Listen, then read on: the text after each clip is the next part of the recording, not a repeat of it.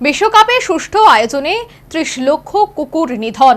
প্রশাসনের বিরুদ্ধে ক্ষোভ প্রকাশ বলিউড অভিনেত্রী জাহ্নবী কাপুরের।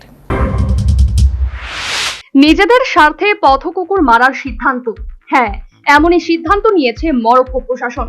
খবর প্রকাশ্যে আসতেই নিন্দার ঝড় উঠেছে বিশ্বজুড়ে।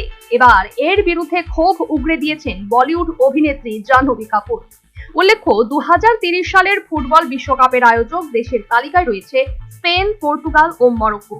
তাই রাস্তা পরিষ্কার করার উদ্দেশ্যে 30 লক্ষ কুকুর মেরে ফেলার সিদ্ধান্ত নিয়েছে মরক্কো প্রশাসন।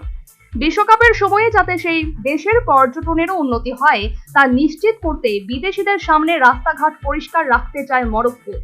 বিষয়টি প্রকাশ্যে আসতেই প্রতিবাদ শুরু করেছেন বিশ্বের পশুপ্রেমীরা। জাহ্নবীও এই কুকুর হত্যার তীব্র প্রতিবাদ জানিয়েছেন। অবাক সহ হতাশ হয়ে পড়েছেন বলিউড অভিনেত্রী। তিনি সমাজ মাধ্যমে এই বিষয়টি নিয়ে লিখেছেন, এটা কোনোভাবেই সত্যি হতে পারে না।